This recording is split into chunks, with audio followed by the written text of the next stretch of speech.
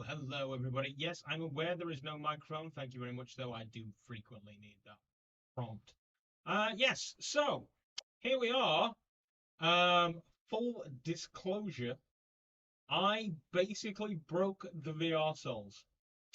I said some things in our little private chat this afternoon, and I broke everybody. So I'm kind of here by myself. Um, yeah, I put the cat amongst the pigeons, and here we are.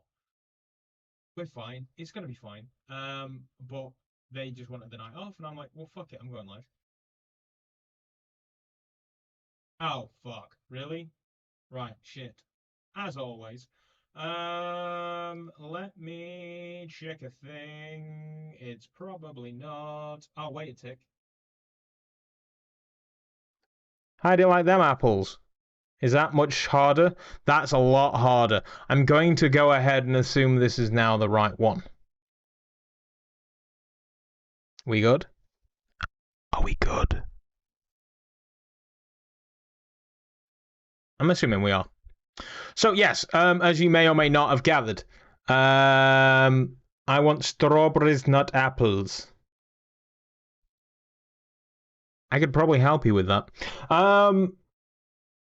Where were we? Words. Yes. Yes. So I broke VR Souls, basically. We're fine. We'll be back. But the guys decided to take a night off. Last I heard, Bol was in the bathtub, so splash away, mon frere.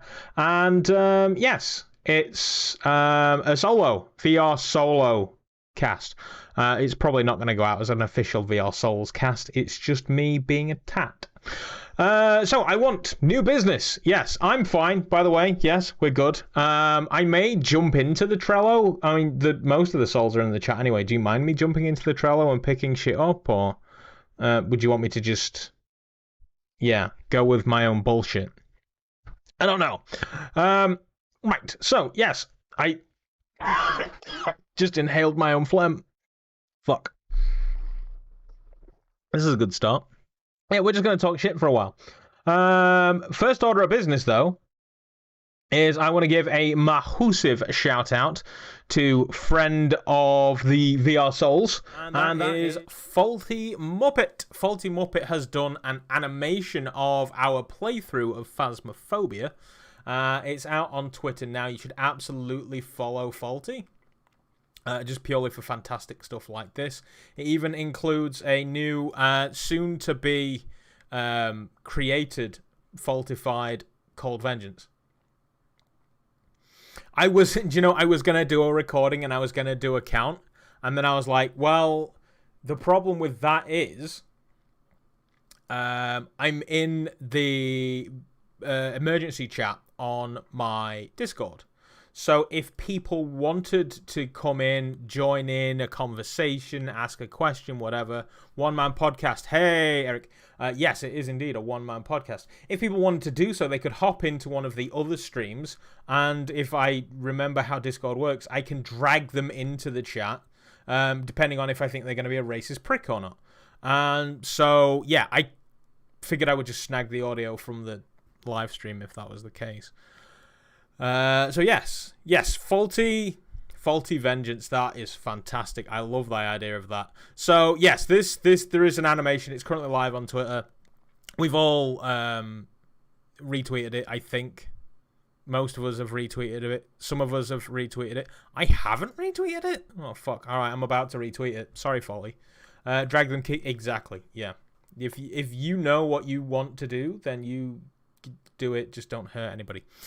Yes, so yeah, that's one order of business. Another order of business, VR Souls fan art, yo.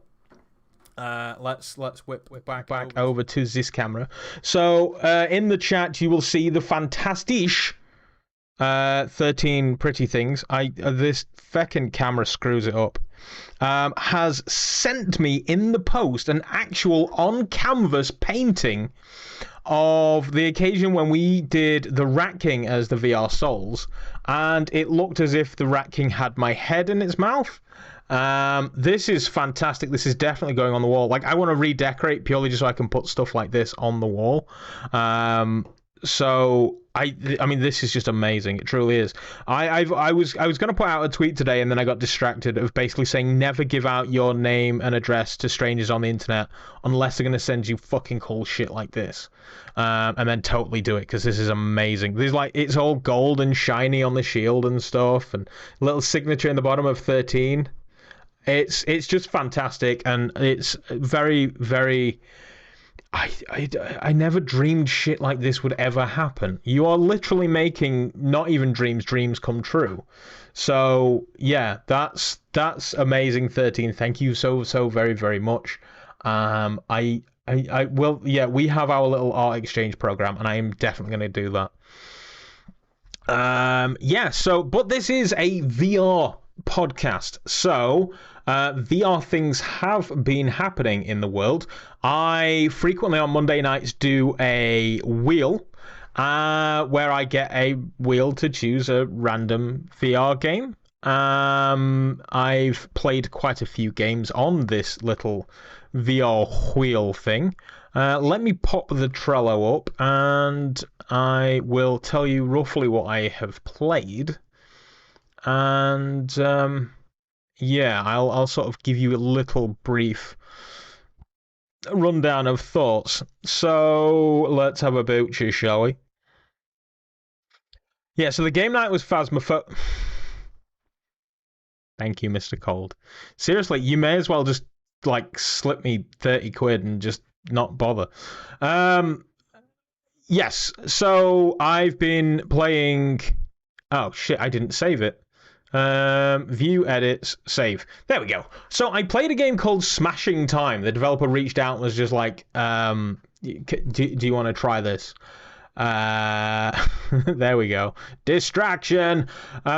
Did that pop up? I don't think that popped up on this one. Shit. All right. Transition. Huzzah! And we'll redo that because Cold needs his moment of fame. What was we doing now? Quickly. Streamlabs. Yes. Maybe I should just install Swabs. Dashboard.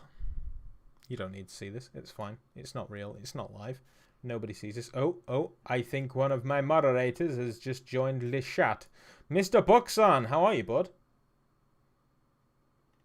Mr. Buxan is shy. It's okay. So... I'm not shy. I'm here. Right. Hey, man. How's it going? That's all right. Nice. You hate me? What? What? Who said that? I don't know. Yes, so welcome to the VR Solo podcast with me, Dr. Oculus. Yeah, what's happening, bud? We could technically talk about a thing because it was going to be a me and you thing anyway. I'm just trying to... Well, it would be a me, you, and Cold thing, but yeah, Cold's not here. But Cold, we can talk about that if you like. Cold can only listen, he cannot chat, which is, you know... I mean, fine. I could even put my camera on and you could capture it if you wanted to. Jesus. You on about me editing a scene on the fly? That's something I never, ever do. So let's not do that then. Yeah? So. No, I could absolutely, because I'm just jumping between the scene of me and the scene of the wheel. So I could literally just jump into... do you want me to fire the camera up or not? Yeah, go I don't mind. I'm just arguing with the cat. Hang on a moment. Fair enough. Spoiler alert. She'll win. She will. She nearly jumped out the bloody window today. I'm 2 floors up, love. Please don't do that. I'm pretty sure I've seen that cat sleeping on the frickin' window. Like, just sleeping on the open window. I was just like... You have. You just want to die, don't you? You have... I swear she does it on purpose just to make me feel that way. Absolutely. What am I looking for here, yo? Apply profanity filter? No, I don't do that. I don't know. You want to go into the actual chat itself because you're in a different channel. What? Wait, what? No, I'm in the emergency channel. No, but you're not in that. You're in the... No, wave hello to Buck. There we go. See? I know, I'm looking for a thing on Streamlabs and I'm screwing it up. Like, it was what am I looking for? It's completely gone. I think it's this. It's definitely this. Here we go, everybody. Cold gets his moment of fame and it covers Buck's face as well, so it's win-win. I God, cold people are has a already cold, giving you ironic. money. Jesus, that's all right, isn't it? It really is. It's the people are crazy, and I love them for it so much. And I don't. I have the whole imposter syndrome thing where I'm like, I know you do. You're the same as me. why? I know. I fucking love that they do it, and all I'm gonna do is just pour it back into the channel or charity. I don't know. That's a fair enough thing to do. Yes, so we did a thing this weekend. I don't have any fun Let graphics. me go and get the thing we got. Hang on. I don't That'll have probably be any a better fun thing. graphics, but I do. I can. Is that too big? It's Yeah, it's let a me little big. go and get them. Hang on. Maybe I pop out book, and then I can still do the Jaffics. Let's see if this works. So yeah, has anybody ever heard of the Netflix movie Viva the Army of Doom Zombie Doom? They did a VR experience. Oh, you get to see all the book has an entire body. Everybody, they did a VR I experience. do. We did this one. Yes, Which no one can see. the Army of the Dead Viva Can Last they? Vengeance. They can. I was going to see if I could grab our victory photos as well. So Have you got the actual? Didn't Cole send you the link? I did, yeah. Oh, well, in But- that case, you can put the Yeah, pictures up that way. that's what I was thinking. So we went and did this. It's currently in London for a brief time, and me, Cold, and Buck met up, and we went and did the whole experience. So We did.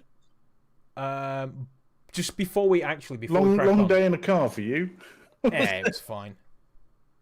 Why didn't you bring me a zombie corpse back? We did, but unfortunately it stayed down south, and it's currently Delicious. sat at home listening with a cold. Did you manage to watch the movie, Cold? Like, what was your thoughts on the movie? You can be typing that while we chat shit about this, and I look for the message you sent me. He did actually message us saying, "I am watching the movie now." When we were, when I got home, I think it was, or later that day.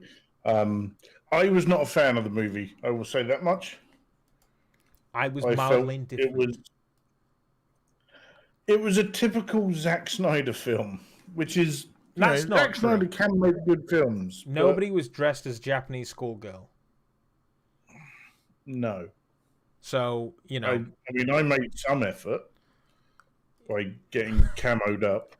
You did make an effort. Maybe one of us should have gone dressed as a Japanese schoolgirl to go full Zack Snyder mode. I mean, let's face it, if anybody was going to do it, it was going to be this is you. the thing. Most Zack Snyder films, you know what I'm like. I kind of pick films apart anyway and have a huge love of cinema. But most Zack Snyder films are style over substance. Is because he used to be a photographer before he was a movie director. So he knows how to capture an image and he knows how to make something look good. Not so much with the storytelling side, not this sort of thing. So, for example, his first movie that he directed was the remake of Dawn of the Dead. He didn't write that one.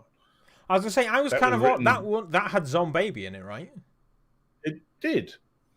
But that was written by James Gunn. That explains a fair amount, to be fair. Okay, so we all like James Gunn. You know, he does Guardians of the Galaxy, the new Suicide Squad film. Loads of stuff. Slither, which was really fun, and Oh, not that one. what's the superhero one with Rainn Wilson? Rainn Can't Wilson? remember. But, Don't know. oh, it's brilliant. It's just like shut up, crime, and then hits people with a massive wrench. There we are. Cool. There's my wonderful gut. Yours and mine. The little gut porch going on right there. So yeah, this is all of us. covering We up did Cold. the whole Viva Los Vengeance. I need like 18 different frickin' screens here. So yeah, he said it was kind of pointless, which isn't that every movie really? I mean, it's not like you're traveling anywhere. I like the movie. Well, I don't like that movie, but I don't think all movies are pointless. Yeah, I know. You can basically boil everything down to being pointless, up to and including this very podcast and our very existence. It's not a podcast. It's two blokes talking. What's the difference? I suppose so. So yeah, we did the whole thing. It lasted for about 30 minutes, including waiting. I honestly didn't check a watch. The whole thing was just over half an hour. But it's nice we got to go down to London because it's in Westfield. It's there until the end of September, by the look of it. It's probably rammed, although I imagine they'll take a walk in. It was pretty damn busy. Yeah, I bet you could probably chance it and walk in if you're in the area. Yeah, I think so. It's like each experience can take up to 6 people, and they had 4 on the go at a time. Yeah, I swear I saw one score sheet with just one person in it. Whether they paid for all 6, then just went solo, I don't know. Can you imagine doing that solo? So to give you guys a little bit of an idea of what it's about, if you don't know or don't get chance, basically you rock on up to the venue and you sign a disclaimer like you do with everything these days. You wait around and then they basically open up a container like the movie, and they rock you. Like, you go into the container, there's a TV on the wall, like, oh, we'll play you a demo video, and then that'll sort of explain it. And I believe it was the same chick from the movie. It is the same girl, and she's playing the same character, and 2 randoms in the background. Yeah, which were very not convincing at all. So basically, you're given the mission that you're going in on a rescue mission to save other people. Yes, you do the jobs that the military don't dare or have time for or care about. Is basically what they say. So then that's your thing. You walk out of the other side of the container. I think it was made of wood. And you are led round the side of a fake bus. Short bus. Yes. It's the same it's the same vehicle that they have in the film. So if anyone has seen the film, they've got what looks like sort of an ice cream truck with. It looks like an ice cream truck. It's a bit bigger, but it's got iron bars down the side to protect it, and it's that sort of thing. It's probably more like an American mail van. Maybe yeah, kind of like a UPS truck with the sides cut out, I guess, for like windows and shit. Yeah. With bars over there. So you're led into the back of this truck, and they're like, right, player number 1, you go stand there. 2's there. 3 and 4 are seated in the middle, and then 5 and 6 are stood at the back. Yes. So one thing we should say, before you start, you have to pick up and select. So basically, you have to type your name into a thing. You can even give yourself a nickname as well, which we all did. But you also have to select your weapon. And you're given a choice of 2 weapons. You're given a choice of a automatic rifle or a shotgun. And you're also given, do you want a laser sight, so a laser dot, or do you want a red eye? So I went for a red eye and a assault rifle. I think you did the same, didn't you, Doug? I did, yes. Cold went for the assault rifle with the laser sight. There were 2 other people in with us who were just a couple who'd never done anything like this before, by the sound of it. There's a guy and his girlfriend, by the look of it, wasn't it? Yeah. So you're not always going to be on your own if you do go. I mean, if you take 6 people, then you'll be with your crew, but they need to fill slots. But the other thing we should mention is before you go in, you're given these things to put on your hands, which Velcro round, and they have a tracker that sits on top of your hand, and that is used to track your hand position. Yes, it is, which is part of the whole process, I guess. You then take your position within the truck, and they basically teach you how to put on. They're using indexes. Yes, which we're all very happy about. Yeah, we're all very, very familiar with. We instantly went in and just like, right, head strap, do this, IPD adjuster. We were obviously very aware of what we were doing.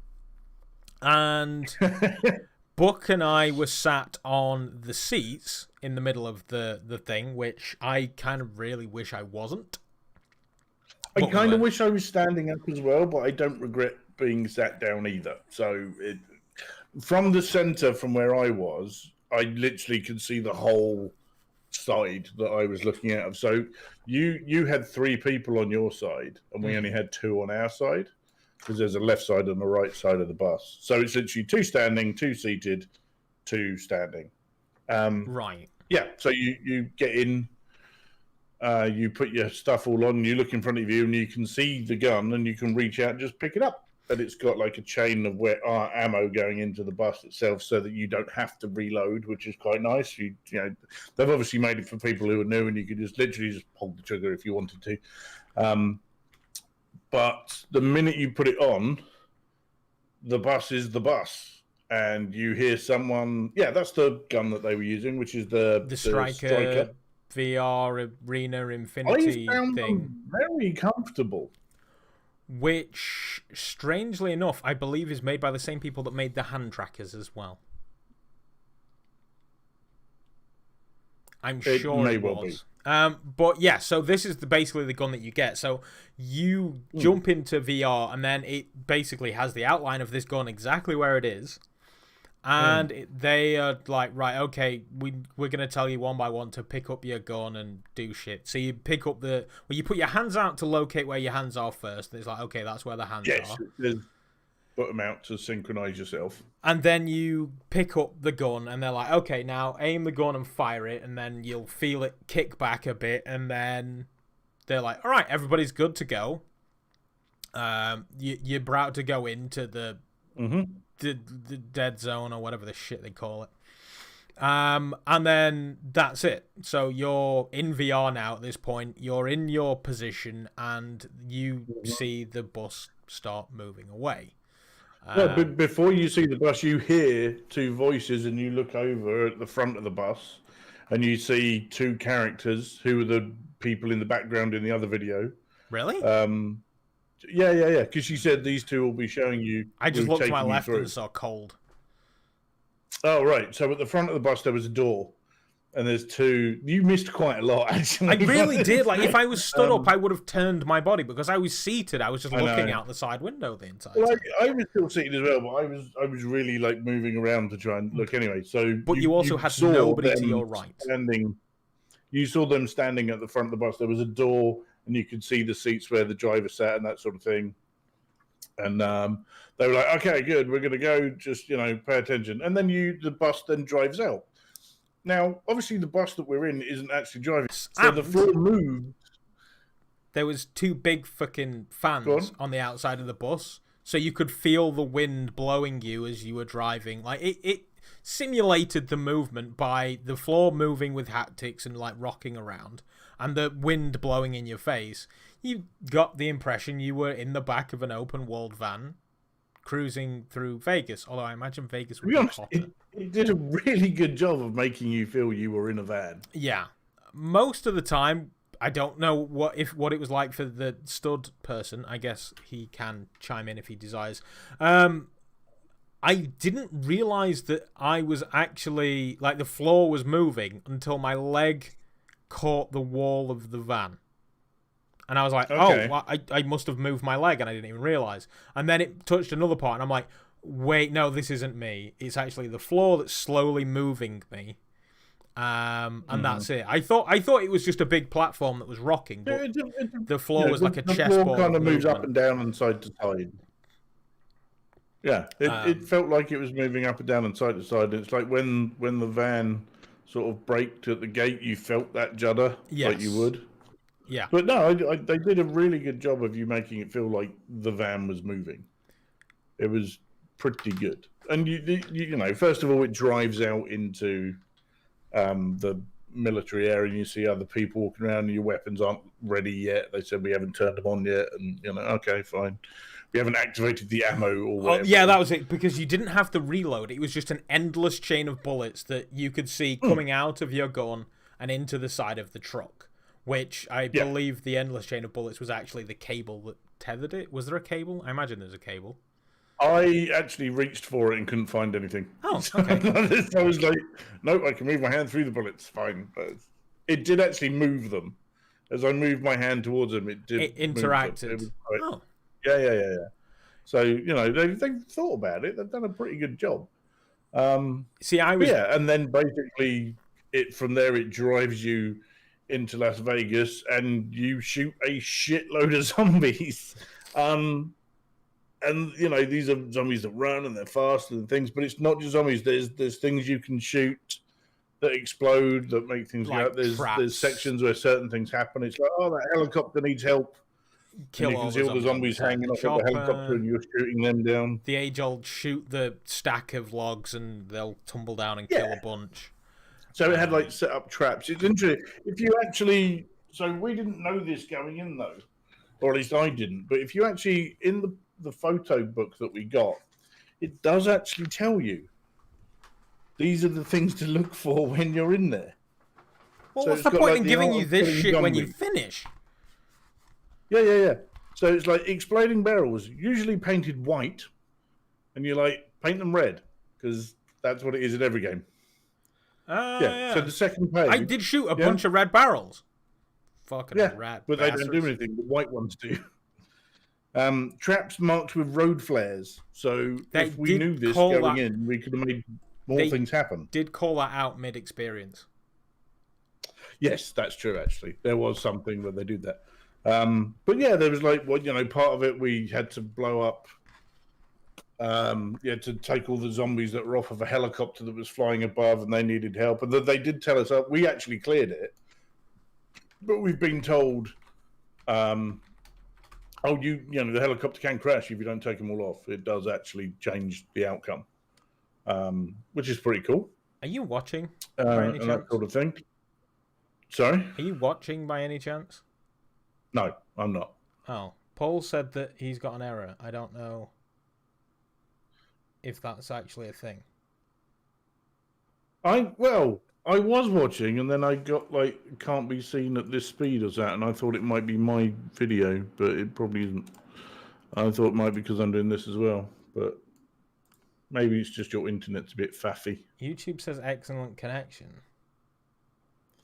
Well, you're still live. Refresh brought it back. Yeah, I'm just getting it at a very low 4p. As if I look at it, it's glorious.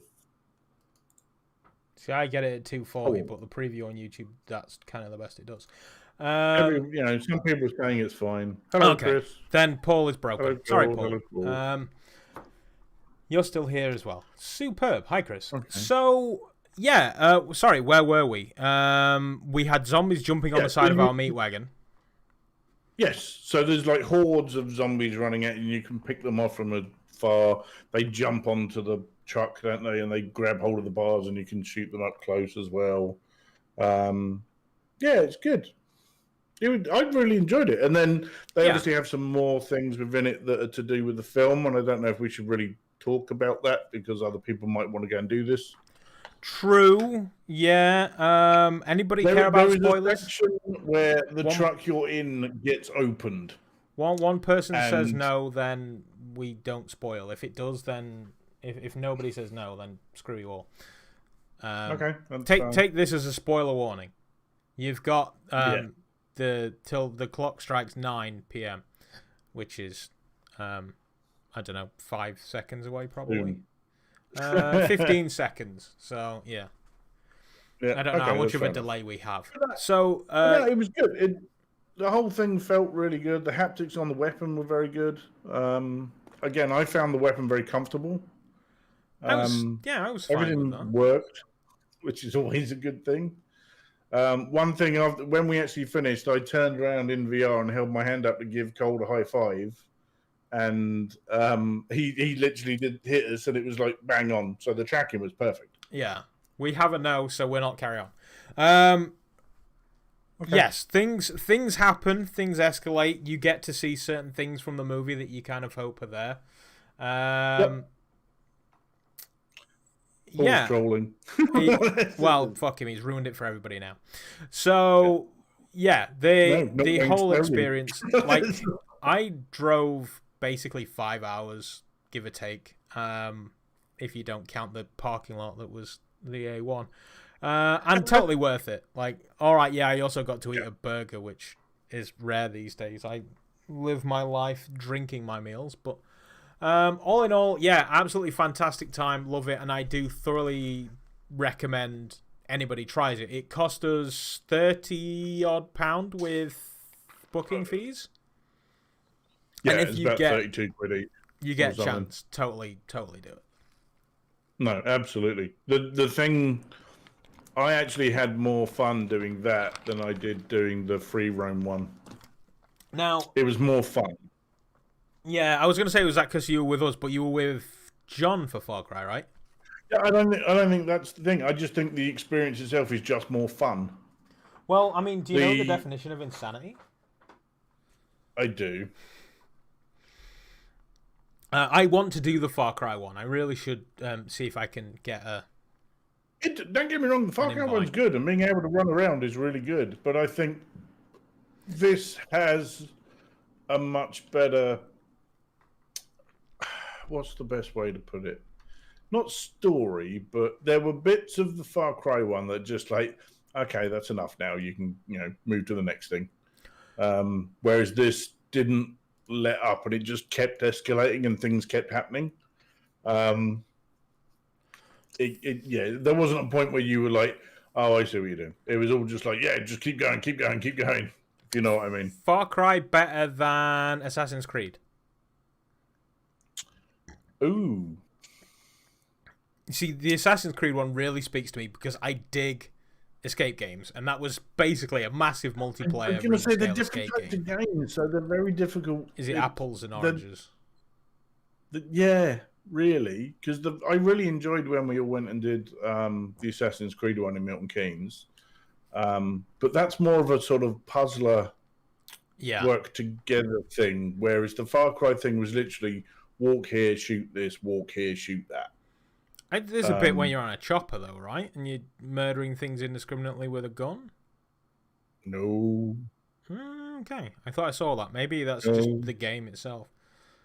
You're in a cable car at one point. Might have been that. Which is moving. It's the fact that you can just get up and walk around is its biggest strength. Yeah? Yeah. You're not tethered to anything, and you can see your friends, and you can run around. And it was, don't get me wrong, it was great. It was really, really good. But from an enjoyment perspective, I enjoyed the VRverse Vengeance much more than I did the Far Cry thing. I want to try the Far Cry thing. I really do. You should. It is really good. I mean, I'm hoping it's one of those things that sticks around, unlike this. So, it should be. Yeah, that's what I figured. Your nearest one's where? Up north? Nottingham? It's like Nottingham, I think. Well, I'm more than ready to drive up there one weekend or so, and we go and do it, so it's fine. Yeah, I will probably. I keep checking because I wanted to do it in the. Is it the first week of October, second week of October? I wanted to do it around then, but I kept checking the calendar, but it only went to September, so I don't know if they don't take that far advanced bookings, or if they were losing the rights to it. I really don't know. Okay. So, yeah. Well, let's say we can figure something out, and I'll come up. I'll have to look into it. It's fine.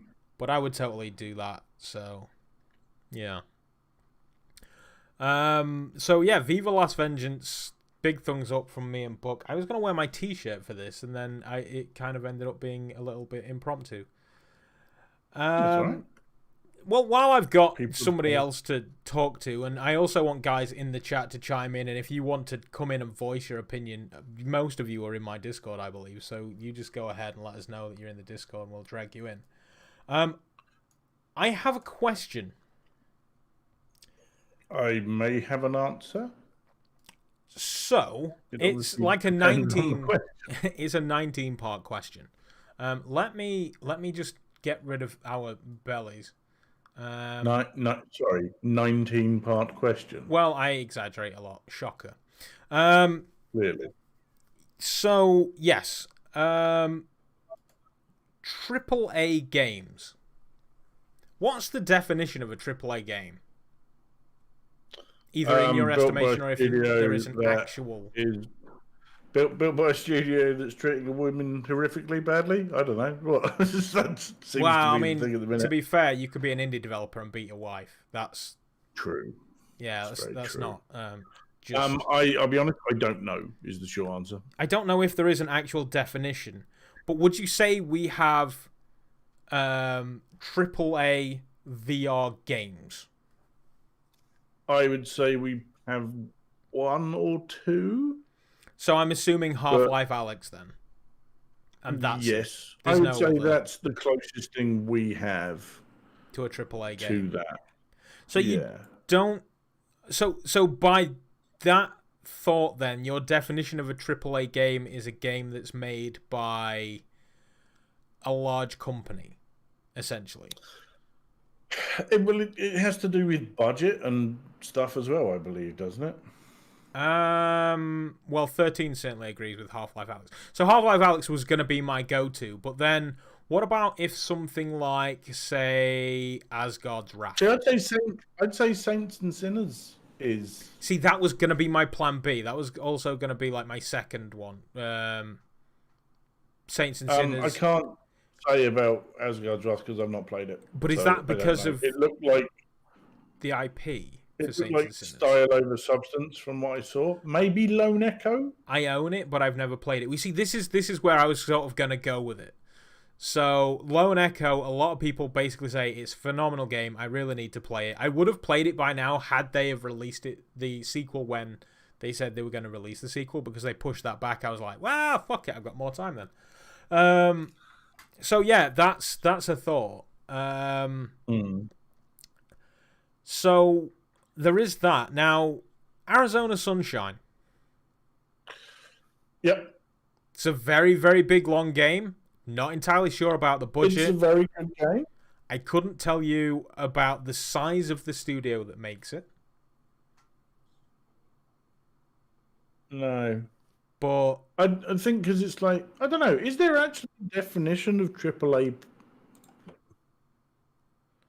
my bitrate on this stream is all over the feckin' shop. Oh, yeah, it's terrible. Are you downloading something as well by any chance? No, it's just this conversation, I believe.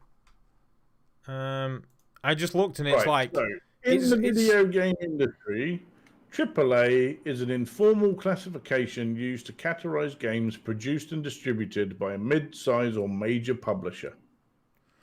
So what's a mid-size publisher in VR? Would you say Servios?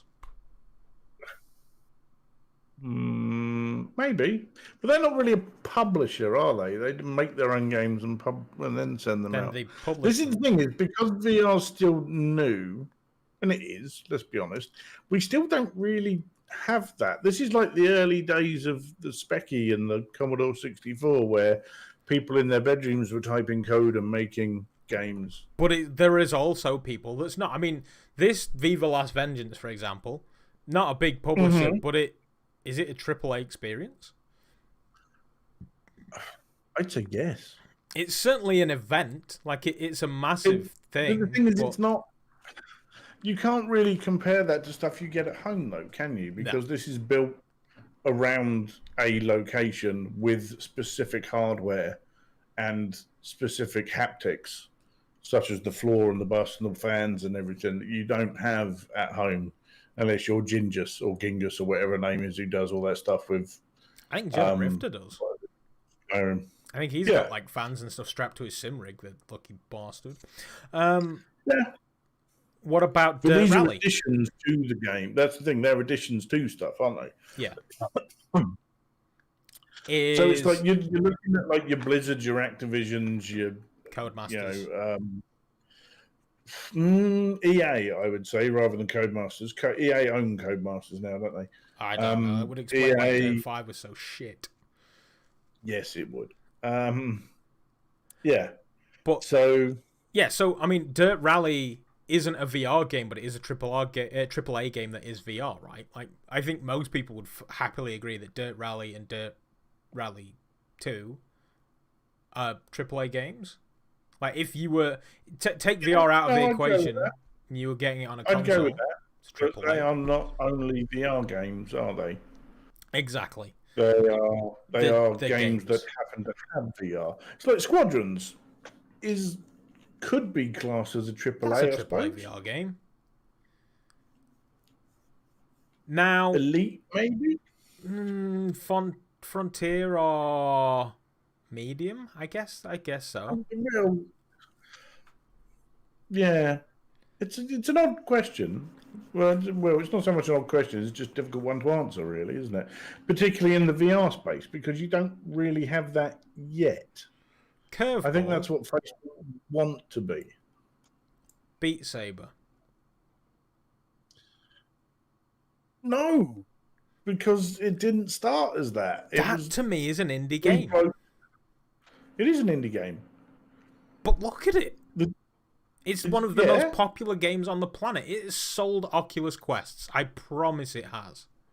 I'm not disputing that at all.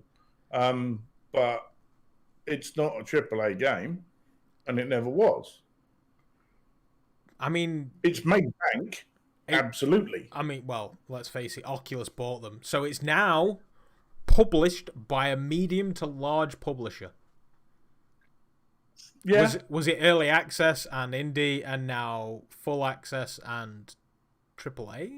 I think it was always an indie game, and it will always have the heart of an indie game until they do something really weird and change it, which I don't think they will. I mean, they've got music packs from Linkin Park and Skrillex. Yeah, that's not indie game territory. No, I would agree with that. It's not. But then again, look at Audio Trip. Audio Trip, I would say, is an indie game because it's literally made by about 4 people, and they've got like Lady Gaga on the soundtrack. So it's like, no, it's. Is that the one where you had Shields that everybody hated? Like they loved it, but then they hated it. No, that's Audio Shield. Maybe, I don't know. Audio Trip is the dancing simulator, right? Yes. Yeah. Right, yeah, Audio Shield's the one that was really good when you could use YouTube, and now you can't. No one plays it. And same with Pistol Whip. Very high quality experience, but is it a AAA? That's Cloudhead. So, well, do we have any AAA studios then? That's actually a perfect Cold AAA. Yeah, Medal of Honor. That's a really good example. That's Respawn. That is Respawn, which is who is an Oculus. I mean, that's a pre-existing IP, no less. Yeah. So yeah, that is definitely a AAA game. How the flying ducky did we forget about Medal of Honor? Because it's forgettable. That's the problem. Well, it's a really good game, but it's forgettable. So yeah, this is what I wanted to discuss. 13. What defines a AAA game? Because to me, some of my favorite games that you would call a AAA game, I give no monkeys about. But I would happily call I Expect You to Die AAA. Like I love those games. They are fantastic games. To me, a AAA game is a game that you absolutely must own if you have the ability. I think AAA comes more down to player base. Although there is so much. That's what I think it actually comes down to. There are so many must-own indie games. Your Call of Duty is AAA, yeah, and that's because they sell that by the fuck ton millions, don't they? And then you've got stuff like Undertale sold like it was going out of style, and look at Undertale. It's just. But also there is a specific, well, not specific, but there is a tone to AAA games. Whereas Undertale doesn't have that same tone. It's a Spectrum game in disguise, let's face it. Yeah. So it's to do with the studio, it's to do with the player base, it's to do with the amount that it can sell. It's because a lot of it is like, we're going to release another Call of Duty. It could be shit, but we know we're going to sell it, so it's just going to go. Yeah. Well, the thing is, I mean, zombies. the people do buy it for zombies, but people buy those games in droves. They just pre-order that shit. I'm pre-ordering the digital edition. Why? They're not going to sell out. Yeah, it's like FIFA. Yes, same sort of thing. I've very frequently said that FIFA is basically just an annual reskin where they change the numbers on the backs of the shirts because the players move to a different team.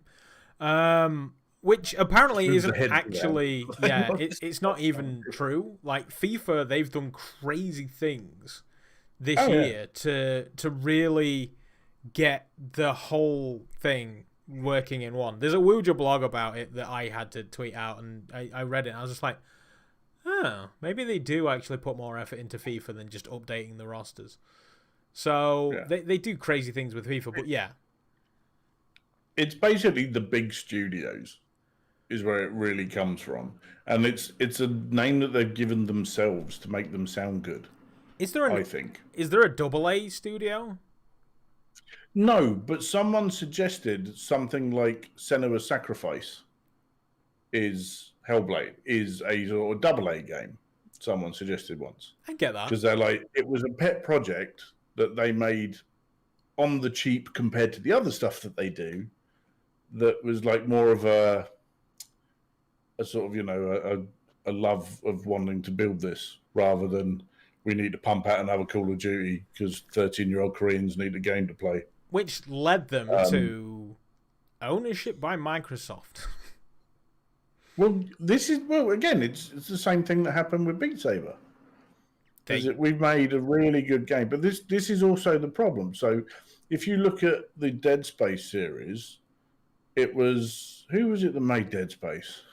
I know it's EA eventually. I don't know EA published it. I don't know basically, the makers. The little studio that made it, and this happens all the time with EA, is like a little studio will come out and say it, and when I say little, I mean a relatively good size, they'll come out and say it that's brilliant, and they'll get published by EA.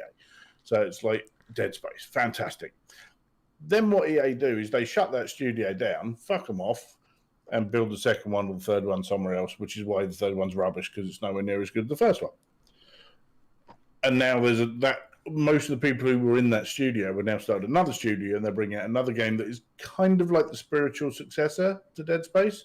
And EA are also releasing their Dead Space remake. But this happens all the time. It's like, look at well, Bungie is the guy who created Castlevania.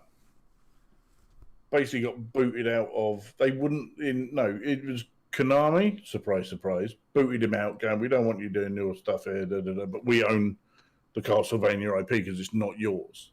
So he went on Kickstarter and he said, "We're going to make this game that is legally different enough that we the same sort of thing. Give us your money." And he did, and it went fucking mental, and everyone loved it.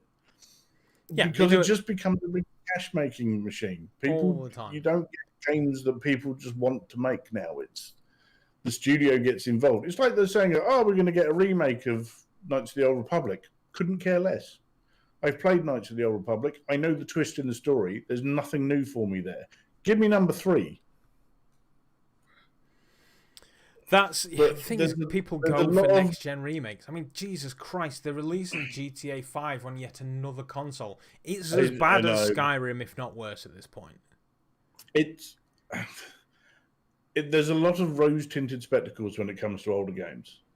And it's kind of like, oh, yeah, that was brilliant. And it's like, it was then, now go and play it. And it's like, but people are still playing GTA. They're still playing GTA. Oh, no, I agree. Yeah, but they're not releasing another GTA, or even probably working on one, because they've got GTA Online, which is just a fucking money market. So they don't care. There's no point. They will stop flogging that horse when it stops spitting out money. Yeah. That's basically what it is. But that's the same with all of them, isn't it? So because a lot of people they say there are no big VR events, there is no VR AAA games, so it's like Half-Life Alyx was the last AAA VR game. Well, do we need to change the definition of AAA for VR? Well, the thing is, you don't have the huge studios doing this. Tell that to Cloudhead. Yeah. Tell that to Vertigo. No disrespect to those studios, but they're not EA. No. They're not Blizzard. But they are active. You know, your Survios, your Cloudheads, your Vertigo games, they are big studios for VR. Like you said, if it's not like a guy and his best mate... And I think that's the point I'm trying to make, is they are big studios for VR. Exactly. Not for gaming. So do we need to redefine AAA for VR? Do we need to create a new thing where it's like AA games? Or do we say that we have AAA games for VR? I'll be honest, I hate the whole AAA thing anyway. Yeah. I think I mean, I think putting it's a labels on stupid stuff idea. is I stupid. don't. Yeah, it's like personally, I don't really care. If I see a game that I like, it's like I'm quite interested in Deathloop, which has just come out today. As am I, but I also just don't have time for that shit. VR's better. Well, yeah, there's that as well. So, but yeah, I mean, there's, what's this? A AAA VR game is not necessarily a AAA game, but that's the thing is, it's different definitions. Everyone's going to have different definitions of what things are. A AAA game is not necessarily a AAA game. No, it's Ubisoft can churn out some fucking stuff that comes turds. out. It's like, this is the new AAA from so and so, and you look at it and go, "This is shit. This is rubbish. Also, this is not fun." Ubisoft, Ori and the Blind Forest. That was Bridge not Crew? developed by a It was not AAA developed by studio. Ubisoft. I thought it was. But it was published. I thought it was Ubisoft No, Montreal that made it. No, I don't think so. It was published by them. Google exists, but fuck it. We don't like dealing facts with this podcast. We deal with just bullshit. So yeah, that was like a thought of mine. Like, we need to stop looking for VR AAA games and just look at the gems that we have. I Expect You to Die is phenomenal. You do that with normal gaming on the indie market. I literally bought a couple of days ago a game called Other Side, which is a little indie sort of XCOM roguelike type thing. That's got some really interesting things. And that's the other thing about the smaller things, is they take chances on different things. Yeah, there is. And there's so there's just so much with VR that I'm just like, I don't give a shit what you guys like. People saying, well, not screw the VR is dead conversation. I don't care. I'm looking at stuff like I'm playing freaking RC Rush. I love that game. I will happily spend hours in that game, and it's not even released. We just spent 10 streams doing Survive. Exactly. That's sort of, What about? Well, here's another curveball for you then. Wilson's Heart. Not played it. It's published by Oculus, and it's got Rosario fucking Dawson in the cast. It has movie stars. You say that. Yeah, but you say that. There's a new game that just came out called 12 Minutes. With Dafoe. Which is a little indie developer. And it's got Willem Dafoe, Daisy Ridley, and James McAvoy. And that's probably not cheap. But I'm saying, if you want a AAA game, look at Wilson's Heart. There was a Marvel game, for Christ's sake. It disappeared. Nobody ever mentions it. But there was a Marvel game that you could play. That's not going to be a surely that's a AAA. It's a very well-established intellectual property. And it's like Marvel. Like, swing a fucking cat, you'll hit something that's Marvel these days. Yeah, but you're wearing a Captain America t-shirt. Property. But we haven't got Mega Man in VR. No, but I'm just saying, we haven't got the one you just mentioned in VR either. So this is what, sorry? We don't have a Marvel game in VR either. Well, not anymore, but we did. We had a Marvel game. Yes. We have games that I think I would happily... Alright, yeah, there's indie games that I would happily play over AAA games, but I think we have some pretty fucking great quality VR games. Oh, no, we do. I think... I would actually say one of the latest ones is Zombieland Headshot Fever. That's quite a well-known IP, and that's a very polished game. Yeah, it's lovely. Lovely, fantastic game. It's old school is what that is. That is properly old school. It's old school light gun game, that is. And I think that was it failing, is people didn't realise that's what it was. Yeah. And a lot of people were like, oh, they were like, and it's like, no, story. If you want your run around zombie shooter, there's fucking hundreds of them. Go nuts. That's not what this is. This is Quick Draw McGraw, the game. Type zombie in VR and zombie into Steam, you'll get hundreds of them. But this is, this is all about getting that score and getting the time. We just went and did an experience that was based on zombies. Exactly. I mean, we were saying, why can't they just fucking make this so we can use it at home? Like, you don't need the guns and the hand tracking in order to do this kind of thing. Admittedly, well, we said the same thing about the Assassin's Creed ones. Yes, yeah, because that they weren't, you know, you didn't. They were just need vibes in a room. To do it. Like, many people have a vibe in a room. You don't need all of the bullshit. I guess the financing and the licensing, maybe they were like, yeah, we would charge hundreds for this, but it's like, well, if you were selling it to everybody, you could sell like a million more copies, and you wouldn't have to. But but then again, if the arcades have paid for the exclusivity to get it licensed into there, then that's fair enough. We don't know what deals are going on. Not to mention the fact that if you could play it at home, you wouldn't go to the VR arcade, and therefore exactly. Yeah, but there are VR arcade games that have come to home, like Tower Tag. Yes, and was it Smashbox Arena? I think that used to be a VR arcade game, or was that a home game that made it to arcades? I don't know. I don't know. I don't know which way. There's there's games that you can play in arcades that you can play at home as well. It's just that's not one of them. Yeah, but then there's also other games like frickin' Legendary Tales, which I bought yesterday evening. That's 35 quid. Heard great things, to be honest. So there appears to be... It's very divisive, this game. There are two camps. There are the people that really, really like Blade and Sorcery, but they want to do more than just stand in the middle of a room and get attacked by a bunch of people. And they're like, this is the second coming. You have the combat of Blade and Sorcery, but there's stuff to do. And then there's people like me that open the game and then starts checking their vision because they're like, is it really supposed to be this fucking blurry? Like, what the hell is going on here? This is terrible. It's got a 7-hour tutorial where it walks you through on how to stab things 18 different ways. Sorry, it's got a what? It's not a 17-hour tutorial, but there's a tutorial which most people, like Cold Ball, they'll tell you when they've seen people streaming this tutorial, it lasts for like an hour and a half.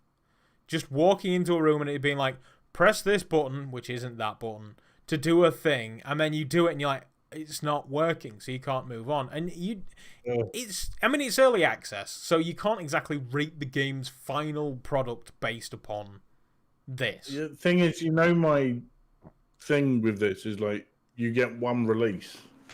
Well, apparently you get 2 early access and then actual release. But yeah, it's got some. The amount of early access games I have bought that have not been up to scratch and then refunded is more than I've kept. Yeah, I mean, and I've not gone back to any of them. There's like the Espire one that just like, yeah, that's not great. Thank you very much, Daniel. I very much appreciate your funds. I will be using that. I'm getting a cut of it. You get fuck all. You're lucky I even entertain you being in this chat, you fucking gatecrasher. Who said anyone could come in? I know, but not you. So yeah, where were we? I got distracted by German Rifter. You're the best distraction, dude. Said you only get one release. You do, yeah. You do to make a first impression. The problem is, look at the likes of, say, Survive. They had one release, and that game was tossed. But by the time we got round to it, we loved it. But I didn't get it on early access. Well, we did get it on early access, but by the time we started playing that game like 3 months ago in early access, and by the time we finished it, it was released. That's right, actually. So yeah, it's it's not the end of the world in a world where like we're not playing games on cartridges anymore.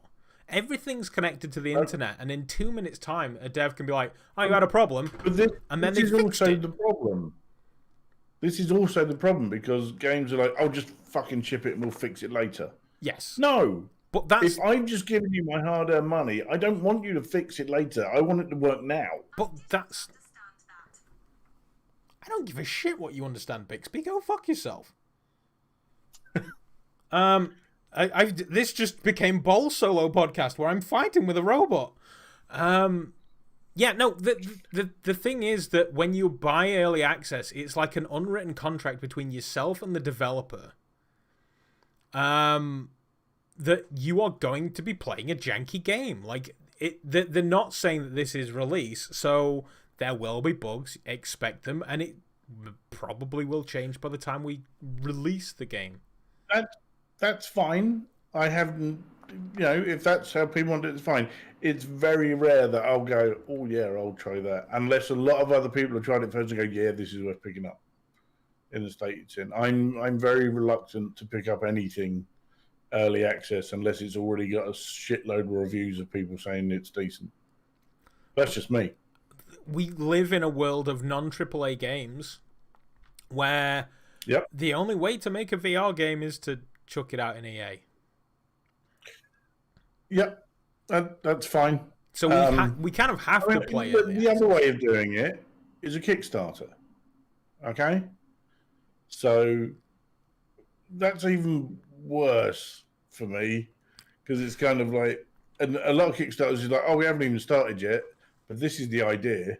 So you can have some cash. So the thing with the Kickstarter, though, that is more like you turn around and saying, I want to try and support your dream. Here's some money. If your dreams come true, gives a copy. That's basically all it is. I get to play with your dream. Yeah, no, that's fair enough. I get that. And as we've said before, a Kickstarter is a donation. You're not buying anything. Yeah. I do genuinely wish I had not backed Lo-Fi. Well, that's a different thing altogether, though, isn't it? Because the game still looks awesome, but... Does it, though? To be honest, I've stopped looking for the same reasons that you probably have. Well, this is the thing. I've not tried anything that's been pre-dev stuff that they've been shoving out. Because I've got access to it, and I can go and do it, and I'm like, no, I don't want to do that. I want to play the game. I need to wait for that. That was my thought. I honestly think... Yeah. It's like, I don't want to know anything about it. I don't want to go and see, oh, we've done this, and now we've got this bit, and this works now, and now that works. It's like, I don't care. Show me all of it working together, and you've actually made what you said you were going to make. See, I wonder about Lo-Fi, because have they bust their nut on the Kickstarter? They've got everybody's money on the Kickstarter, so I know maybe dude can like concentrate on the game rather than having to work at the Gap or something. But by the time it comes to release, either everybody that wants it is going to have the Kickstarter, or everybody else is not going to care. The problem it's going to have is it's going to be the Duke Nukem Forever of VR games. It's going to take too long to come out, and then people are going to go, time's moved on now. This ain't up to scratch. You see, there's also the other side of the coin. Because... is it that game will eventually come out when VR becomes that popular that people are just like, this game looks dope, I want to see this in VR? And so all of a sudden you've got all of the people who've just gone out and got their Quest 3 Pro, and it's wirelessly tethered to the PC flawlessly, and they're just like, I'm going to play this. Maybe. So, I don't know. I doubt that game will come to the Quest natively, surely. I'm not hopeful for Lo-Fi, and I think it's another Seeking Dawn, where an awful lot has been promised, but I don't think it's gonna happen. See, that's the I'd other love thing. to be proved wrong. I have no idea. Absolutely love to be proved wrong. I have no idea about the promises of Seeking Dawn. Yeah, so I do. I basically I own that game, and I will quite happily play the shit out of it. To be honest, you and I probably should. Well, yeah, it was on our short list of games that we were going to play on Wednesdays. So I don't know how you felt about it, but yeah, that was something else that I wanted to look into. Ball raises a very good point. I have the Temple indie dev, so it's a passion project. 5 years that game's been in development. It's coming out soon, and it has very recently got a hell of a lot of traction. But is that because people never knew the game existed until like a year ago? Yeah, but also, Eye of the Temple is doing something very different to a lot of other VR games. It is using it's another one that is actually doing full room scale, and that's something that kind of fell by the wayside over the last couple of years. Yeah, room scale's kind of retro. In VR. Yes. In that it was a thing back in the early days when everybody got a Vive, and then everybody got a Rift and everybody wanted to face forwards, and then it's now coming back again because everybody's got a Quest and they want to run around a 10x10 space. Yeah, exactly. And, you know, not being funny, but like I say, I've played Space Pirate Arena, as you know. I've been running around in that space and looking at actually other games. There's quite a few on App Lab, actually, that actually use room scale. What I really hope is, with what they've done with Space Pirate Trainer, and if it gets the notice that it deserves, because it is quite literally pushing boundaries, which is, you know, you see, on one hand, I was like, I really don't fancy trying to set up a 10x10 grid. On the other hand, it's like, that's just the maximum. You literally just grab it, point it, walk as far as it'll go, and then just follow it all the way around.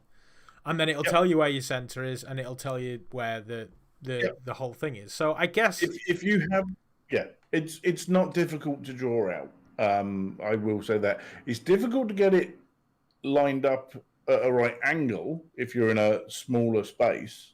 But if you're like outside, you're fucking fine. Yeah. Well, I feel like that 10x10 grid. You probably want an 11x11, just in case you reach a wall. Yeah. No, I would agree with that. They do actually keep you inside that a bit as well, so you don't actually hit the walls if you're running around. You don't go to the edge. Yeah, but I mean, if you've got access to like a basketball court or some shit, and it's like a 10x10 room, like it's wall to wall 10x10, maybe just be very careful. What does Paul mean by he can't account for other people's ignorance? So Paul's obviously known about the game for years.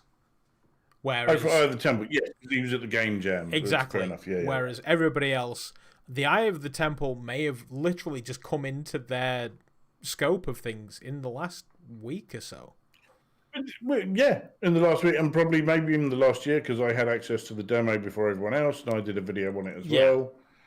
But it's doing something different with the room scale. It's doing something unique.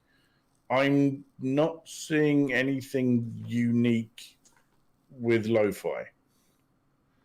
I don't know enough about lo-fi to say whether it's good or it's shit, to be fair, because I may be completely wrong. I may be completely wrong. I've had access to the alpha from like day dot. Like I've had access to lo-fi, and I just refuse to run it. I was like, I just want to. I don't want to be in an experience where I'm sat in the flying car and I'm off. Like I did that in the DK2 with shit. I want it to have content. And so I said, I'm not going to touch it. I'm just going to, like, if anybody wants to know about lo-fi, they will have watched Mike, they'll have watched GT, they'll have watched the big people play it. So my opinion is completely irrelevant. So I'll just play it for myself when it's a thing. And that's it. That's what it is. So I know nothing about lo-fi to say whether it's good or it's bad. The only thing I know is that, and I've not seen them lately. I don't know if they've blocked me or what, but I've not had much in the way of interaction from Blair lately. Has Blair just ditched Twitter, or?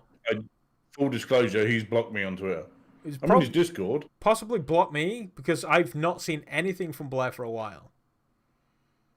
But that was another thing. Did you watch the interview? Not the interview, but the discussion they did. But Eric, the president, held it, and it was Blair and Thrillseeker discussing different points about that. Fascinating. I would highly recommend anyone go and watch that if you're interested in VR and the way that it works and seeing it from the two different viewpoints of the development and the user. I mean, I frequently will say things, not so much in the defense of a developer, but There are people that will happily launch into a developer just like, oh, why is it only available on PlayStation? Easy. The game doesn't exist if it's not only on PlayStation. There is a business to this whole thing, and you have to pay attention to the business. You can't ignore it. No, absolutely. Yes. Everyone makes games to make money at the end of the day. Exactly. Yeah. And the thing is, in VR, there is not a great deal of money. Only if you make a headset.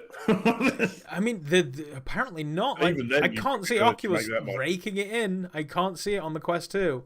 But yeah. Well, they're more interested in your data than your money. Exactly. It's subsidized somewhere, and if you can't figure out what the product is, you are the product.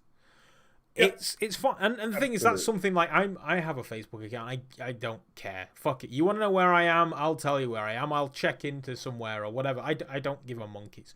You want to know what I like? Sit and listen to a podcast. I don't care. I'm ask me any question. Literally, anybody ask me any question, and I will tell you the answer. I don't care. Like, start using my bank account, I'll care. But if you want to know what I'm interested in, what I do with my free time, fuck it, go nuts. I'll tell you the answer. I don't care. So yeah, but there's not money in VR. I don't know. Have you got an Android phone? You do, don't you? Yep. Have you seen this thing that Google do with the surveys? So there's an app called Google Surveys that you can have, and basically every now and then it pings up and goes, "Did you go to this shop today?" And you're like, "Yeah." Oh yeah. I mean, it popped up and asked me how freaking thingy was.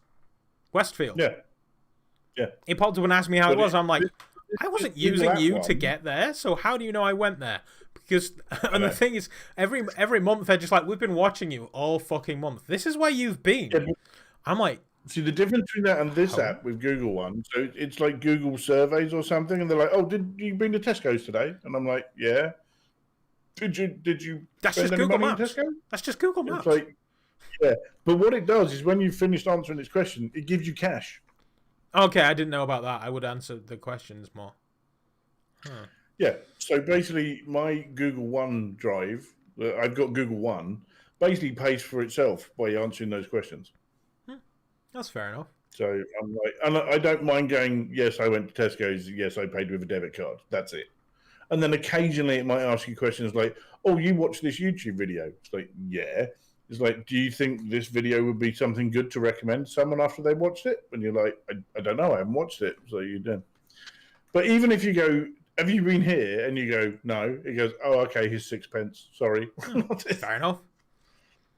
Yeah. So, but yeah, there's no money in VR. There really isn't. It's still niche. It's still, there's the lucky few that really do hit it and strike it rich and get bought by Oculus. But you look at most of the VR games on Steam, and there's just no money in it. Most of them are passion projects. So if a dev wants to have an advert pop up in VR, I mean, if it's not too invasive, I'm just like, yeah, crack on. If I can buy my way out of it, I'm like, yeah, crack on. I'll just buy my way out of it. I don't care. It depends what you mean by buy your way out. So if I've already paid money for this game and adverts are coming in, then no, I'm not very happy. But if I've not paid anything for this game, but I want to have the game ad-free and pay a bit of money, then fine. What if you were playing a game like, say, After the Fall, and you paid a $5?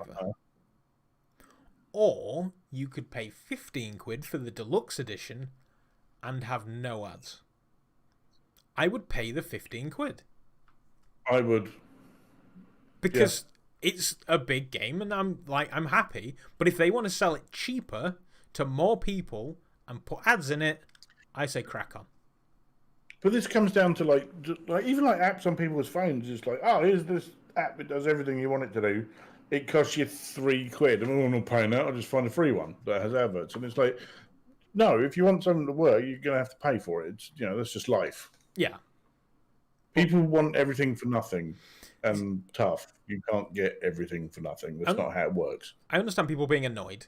At the end of the day, you can sit there and you can be playing an Android game, And you'll play a level or two, and you'll be like, yeah, this is pretty cool. Then you play another level, and it's like, oh, here's an advert. And you're like, oh, okay, yeah, I watched the advert. Then you play another level, and maybe you die after 3 seconds. It's like, here's an advert. And you're like, I just watched one. Like, that's a bit much. And then you go back into the level, and it's like, here's an advert. And you're like, right, these ads are just fucking invasive and annoying. But you vote by just uninstalling the fucking game. Just get rid of it. That's basically what you do. But the psychology behind those games is difficult for some people to remove, isn't it? That's the point. Is they're designed in a way that feeds that little, thing inside you that go, oh, just one more, just a little bit more, just a little. But that's the problem. And then it's like, oh well, if you don't like that, you can pay for this booster that'll get you out. And then, if it becomes invasive, just get rid of it. Like games like that where it's an ad every life. But not everyone has the mental capacity to do that.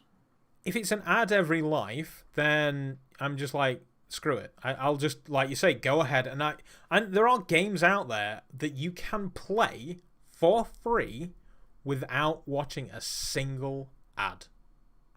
Oh no, I agree. Yeah. I mean, well, I'm not going to even drop the F-bomb, but like I play a game called Merge Cars. It's a stupid game where you're merging things to get things to then get more things to merge bigger things to get more things. It's a stupid, senseless time waste. Is it like Alchemy? Probably. Never played it. But I can play that game all day long. I can destroy my battery without watching a single advert. I can choose to watch an advert to double my gold production, but I can play it without watching an advert. That is a game to me that deserves my money because they're not greedy with it. They're not forcing ads on me every 5 seconds. There might be a banner ad on there or something. I don't see it. I don't care. I remember in the days of when like Pokemon Go was very popular, I played it, and I used to go out like most evenings, just go out and run around, have a good, get me out, get me walking, catch a few Pokemon on the way, and do that. And I'll be honest, I threw a couple of quid its way because I felt, do you know what? I've had enough time out of this, and I've enjoyed it. It deserves some of my money. Yeah. So I gave it some. And that's the thing. You vote with your wallet, basically. Mm-hmm. You enjoy a thing, you should give it some money. And that's it. And I enjoy VR. And so like this past week I've spent 60 quid on VR games. Just bought them. I bought that fucking Arashi's Castle or whatever it's called. Paul said it was horrible. It was a terrible game. He wasn't a fan at all. And I still bought it because they're doing things in VR. So I bought it. I probably will one day unwrap it and install it, but I A, wanted to support Perp Games, and I B, wanted to support the developer. So yeah, I'm fortunate enough, I suppose, that I have the disposable income to be able to do that. But I'm also a big fan of basically support the industry you want to be a part of. Yeah, but it's like some of us are able to do that and some of us are not. And it comes the same with like normal gaming as well. Like, some kids can't afford to just go and buy every game that comes out. They have to be a bit cautious or at least pick like one or two that they can actually afford. And if you're going to spend that amount of stuff, then you want to make sure you're getting a good game. Steal them. It's very rare I'll spend money on a game I don't like. Well, no, because you refund the ones you don't. Well, yeah, because it's tough, frankly. If it's not for me, then I'm going to get a refund. Yeah.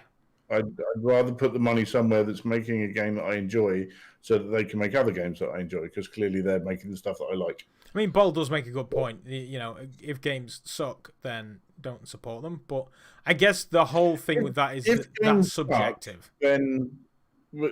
Exactly. It is subjective. And it's like, if you have issues with the game, let's say to the dev, these are the issues I had with your game. Constructive feedback. I was going to say in a constructive way. And I've done that with other devs. Many times. I try stuff and go, look, I get what you're trying to do. I said, but from my point of view, this is where I'm coming from. And this is what I would expect. And these are the things that I've seen. These are things I've seen in other stuff. And, and I've done that with some devs. And some devs appreciate it, and some devs don't. So, and that's up to them. That's entirely up to them.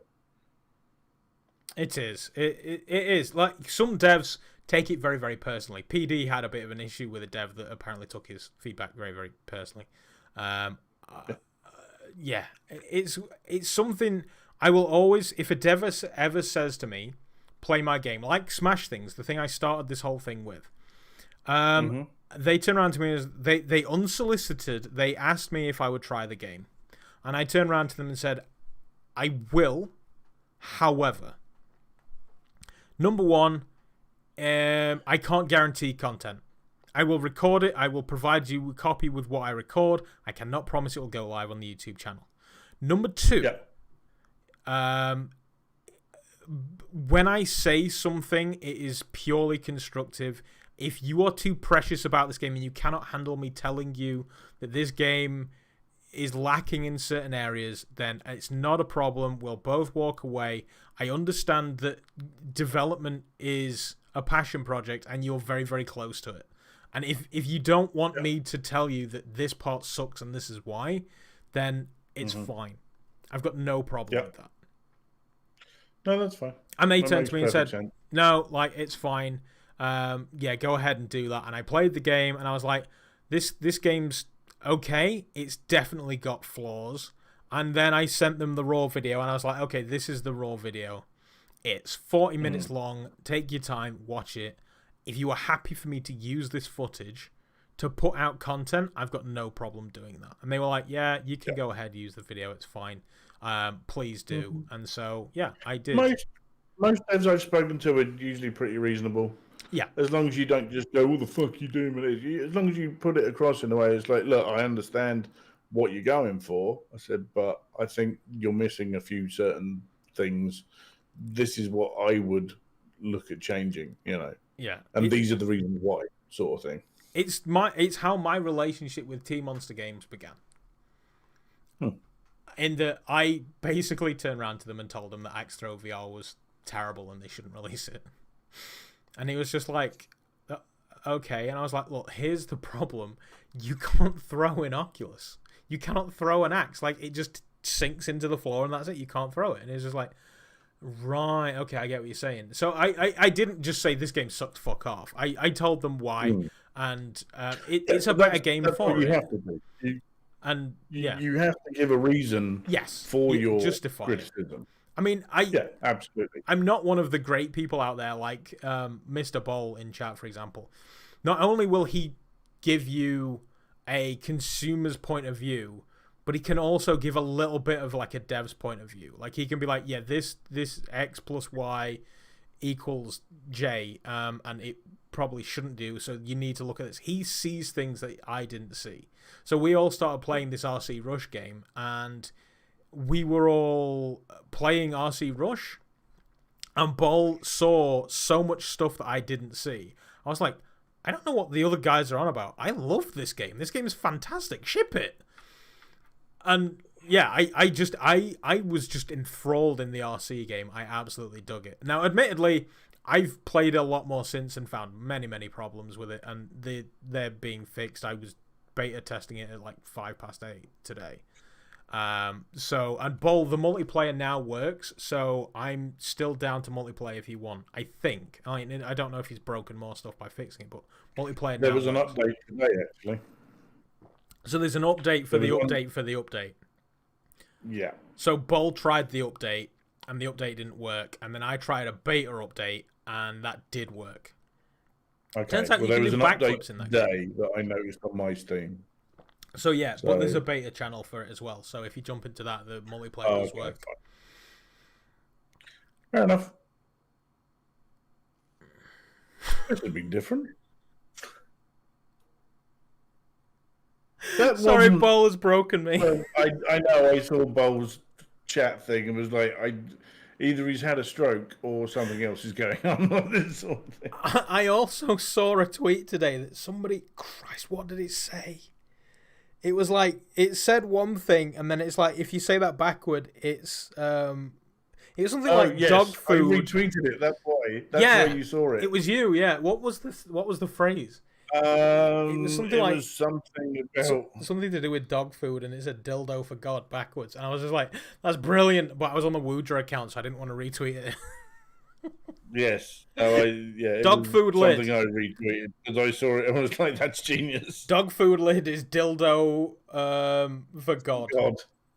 Backwards. Dildo of God backwards. And I was like, that's fantastic. The memes, damn it. Why are you going blind, Paul? Yeah.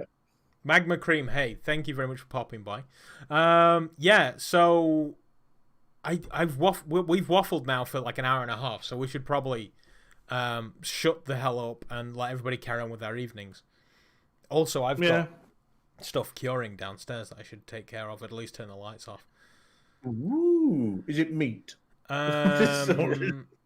could say that. Curing meat. Is that what it is? Check my Instagram feed in like a week's time. You'll see what I'm on about. Ooh, I did like your head crab that you did. That's very good. I love the head crab. Airbrush, aren't you? I'm really not. It's so easy to do, the head crab. I'll show you. All right. All the air stuff that I've seen you do looks really good. He's gone. So the head crab is the easiest one. Tiny. It's what? It's tiny. I thought it was much bigger than that. No, it's not actually that big. It's I mean, it couldn't actually consume me. No. It smells nice. It's a nose crab. So this is basically you've got the flesh coloured, and then I did a bit of brown on the tips of the feet, red around the thing, and then black on the very edges, and then just black and red and stuff in the guts. But and then I got a paintbrush and tried to look at the make it look veiny. Vermilion stuff, and it's like I know you guys keep going into Vermilion and painting other stuff, and I just like have no interest because I'm just not artistic. That's fine. A ball jointed doll. Well, you wanted to get one of those like them posed mannequin things that you could make ride a head crab. I mean, if I'm no. Do you mean the head crab would fit on the head of the doll? Oh, I mean that's. So then what you could do is you could make like a lab coat for it and some trousers and a shirt and bloody it up, and it could be. I mean, to give you an idea of scale 13, it's about the same size as to what you sent me, like size-wise, I guess. Okay. So. Was that a dildo for God that she sent you? I mean, everything is a dildo for a god. They fuck everybody all the time. You try hard enough, everything's anyway. So. Yeah, like if like the stupid film that was actually a semi-decent book, Ready Player One. In that final battle, very decent. What? The book was fine. Like no. The book was fine. The movie was stupid. They changed it all. No, the book was dreadful. Nah, the book was fine. It was just trite and. Do you remember this? That's all the book is. I mean, it was a blowjob for the 80s. Apparently, all popular culture stopped in the 80s, according to that book. But yeah, no, in that final fight, I would totally go into battle riding a fucking head crab. That would be dope. Or Cringer. Well, would you not be better off riding Battle Cat rather than No, Cringer? I would totally go on Cringer. Like, Battle Cat looks...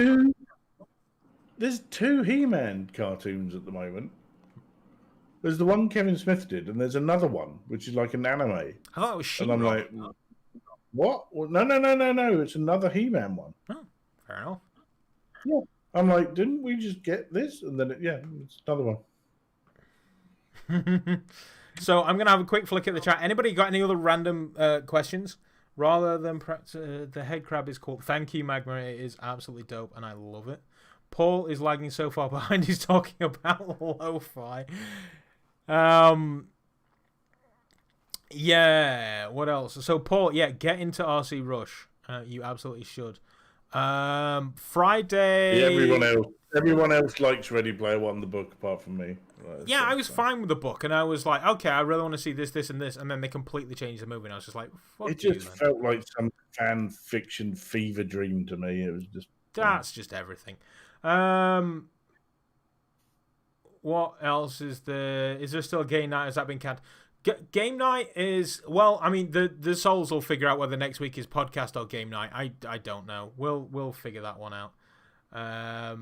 As far as the Friday goes, so Mr. Cold is out, or is it Ball?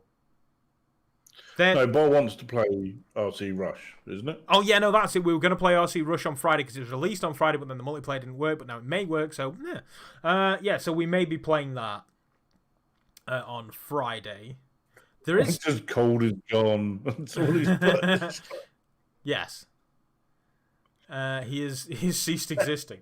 That's exactly what's happened. Mr. Cold is no longer there. He's he is using now... his account in chat then. That's weird. He's casually worn we only saw him on flashbacks. Sunday. Oh no, it's because he's a zombie, isn't it? That's why. Oh yeah, that's it. We all died. Yeah.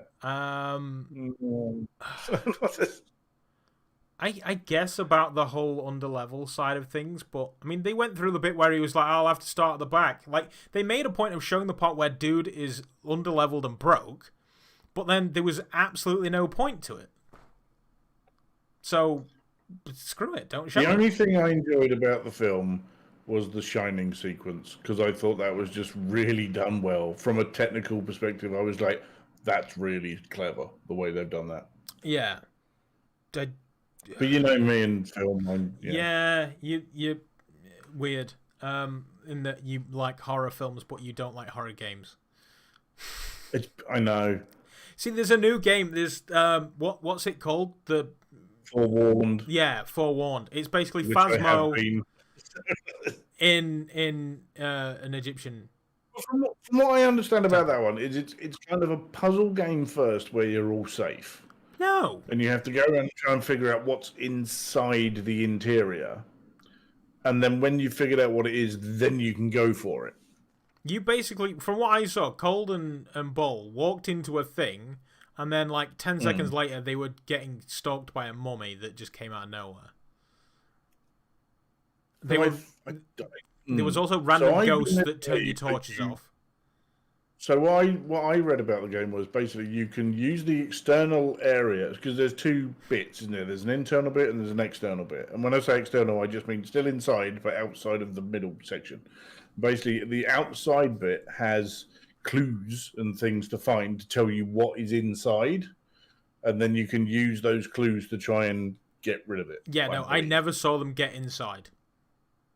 But I saw them get killed by mummies and haunted by ghosts. Oh, okay. Here we go. Bull's chiming in. You go into the crypt, try and figure out what the ghost is, vote on a door, and you can access the inner sarcophagus. If you get murdered by a bloody... If not, you get murdered by a bloody mummy. Yeah, so basically they didn't... I saw zero safety. Oh, and apparently the spirit can fuck you up. It doesn't just turn your lights out. Oh, fantastic. That's even better. Yeah, so we should, when I say we, Cold Bowl, we should absolutely play Forewarned at some point in time. I'll probably do it at some point. I honestly, I don't want to be there when you do. I really don't.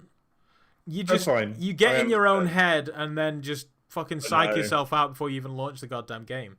I do the same thing with the Affected. I did exactly the same thing. I knew exactly where the stupid little girl was going to be, and I just fucked myself up that I was too terrified to play it.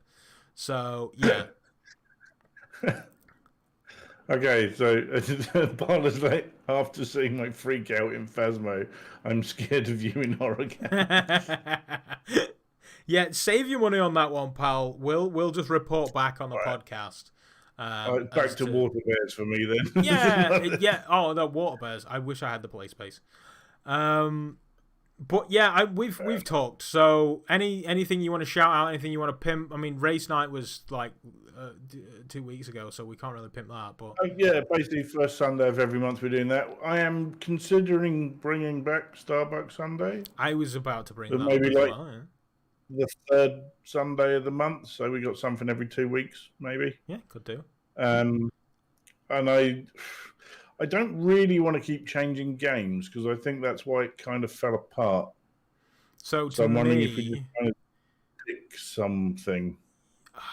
If you want to keep going, I would say it would probably have to be PvE. Purely because PvP, the same game, will get boring. Yeah, I'm still thinking about it. I haven't actually set anything in stone, but I would like to play more Elite Dangerous Arena because I really enjoyed that when we did it. You see, I'm not in a rush. I'd love to play more Eve Valkyrie, but no one else will. So this is the problem, though. Yeah. I don't play things like Pop 1 or Contractors or Onward unless asked to for charity, basically.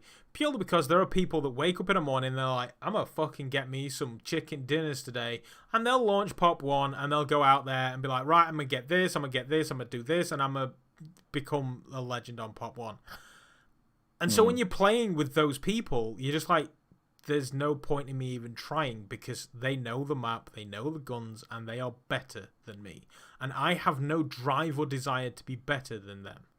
So when you get into your likes of your Eve, you're always going to get the people that rise to the top. They're going to be consistently destroying people, and nobody will give a fuck. But this is why I was looking at the games where you can create private lobbies, but then that has the other issue of you need enough people.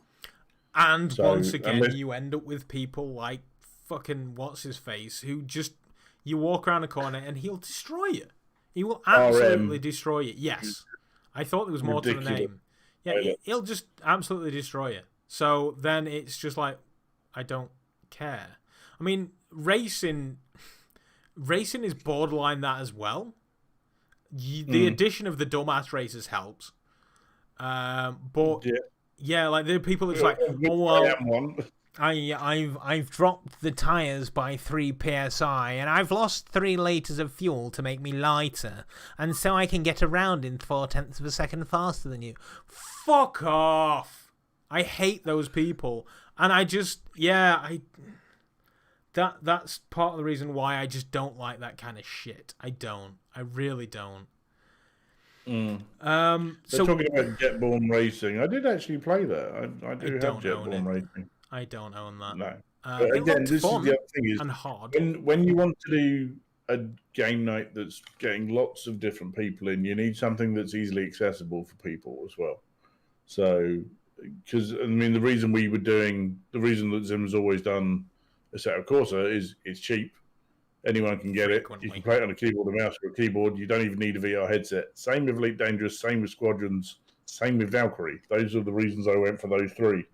Yeah, I mean, Squadrons is fantastic because not only is that, like, accessible, but also it's on Game Pass. Like, you could literally just play that shit on Game Pass. And it's cross-platform as well, isn't it? So people could join us playing on Xbox, on PlayStation. I also own it on PlayStation because it was free on there at one point as well. Oh, yeah, it was, wasn't it? So, hey, Skeeva, we are trying to back out, but I keep getting distracted. We keep talking. But no, as I say, the race night is first Sunday of every month. I've added the addition of the little championship just for a bit of fun. Yeah. You don't care about that, which is fine. As previously mentioned. It's fine. I don't mind. At the end of the day, I thought I needed to do something to put my own little stamp on it, and that was one of the things that I did, as well as the website. But, yeah, absolutely. That I built for it as well. So I've put a couple little quality of life things in there for people. Yeah, we're going to try and go live tomorrow night on For Other Sons, unless something else strikes us as to be a better option. Because For Other Sons is... just mention? You just mentioned something that we should do. Dawn? Or was that it, I think? It was Seeking Dawn. Yeah. Because I know I'm down for that. Bol and Cold tried it, and the game bugged out on them. Yeah, Cold the wrong broke person it. Grabbed something. Tried to change something in a menu that. So we can show how it's done. Crazy. Or the only thing that concerns me about From Other Sons is neither of us are going to be playing it unless it's Revive. and I'm wondering if that's going to cause any issues. Because we had that with Stormland, where I was reviving and it kept kicking me out. Yeah. So I don't know if it's going to be the same. So we can try it, and we can always fall back to something else if it struggles. Probably, yeah. That's actually a fantastic point there, Mr. Paul.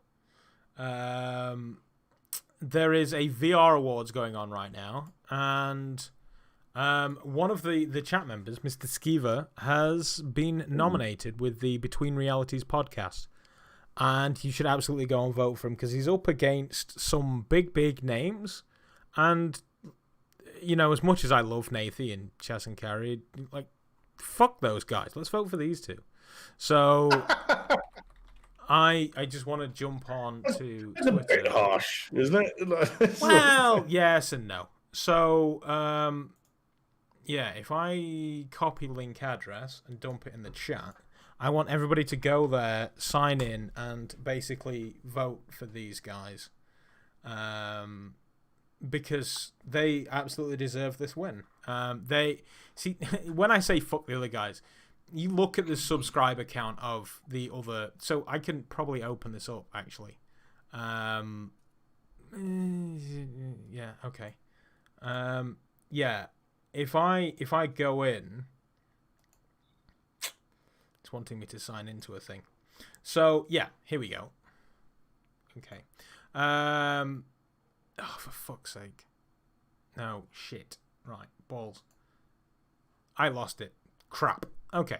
Where was I? Words escape me. Yeah, I'm signing back in again. There we go, the VR Awards. So, if you go into this, you see the other names, and the subscriber count these people have. Thrill, Tyrael Ward. Fantastic people. I love them all. It's great. But, like, these guys are just awesome, and they deserve the win, and they're not going to have the big following behind them, so they need our help. And I think we should absolutely... My mission... VR award for Between Realities, which I've always said is like a T, or a couple of T's shy of a decent podcast title. But yeah, let's get VR Realities, Between Realities, a fucking award. Did you just add the T's in? Oh, let's get Book back on the screen. I think I've lost Book actually. Oh, is he? Oh no, he's still I'm there. still here. Yeah, so let's get these guys a goddamn award. I want to see these guys accepting an award. And so, yeah, tweet the link. Let's get Between Realities an award. And then, you never know, in a decade you may see VR Souls. I think because of the name, they may never give us an award. Yeah, but it's the perfect name. I mean, it's one of those things that we were just like, yeah, okay, we're stupid enough to make that our name. Nobody's ever going to put it on a t-shirt. I don't think any of us have really been taking it seriously. We just do it because we want to. Shocker. So, yeah. Right, okay, we're like 7 hours over now, so Skeeva, right. Thank you very much. I definitely want to see you with glass in your hand at one point. If not, I'll 3D print you. I'll strap a best VR podcast to this guy and send it to you. But right, yeah, I'm going. Mr. Book, thank you very much for gate crashing today. Ta-ta. Yeah. Thank you, everybody, and the Doctor and Mr. Book are out. Oh, wait, no, I always do this. So I say goodbye, and then I'm like, oh, fuck, I need to wait for my outro to start. So, Vamp, I don't know how long it's going to be. We're advertising for cars at the minute. I don't know. I got demonetized for one of the fucking adverts because it had Believer. Why don't you just have a local copy of this? Because it's just a live stream of random no copyright music. Oh, okay, fine. So, I mean, I could, download a bunch of no copyright music, but where's the fun in that when I can just literally do this?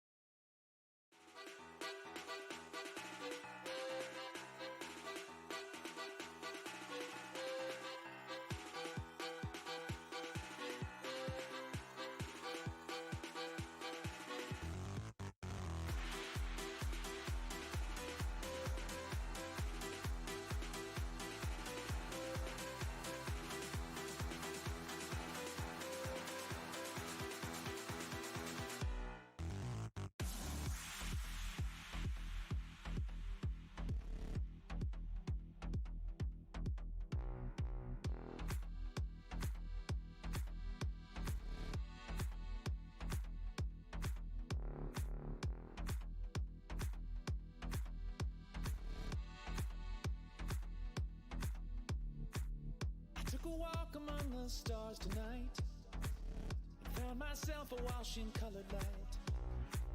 It felt like spirits had awakened me. This carnival of animals had taken me.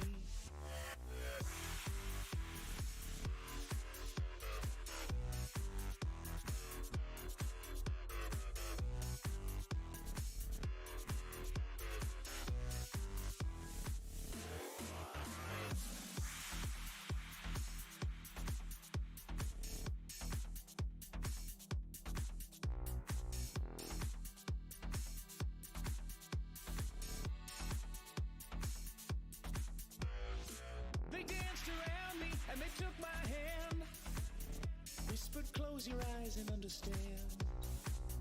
When I felt the change, it startled me. This carnival of animals is part of me.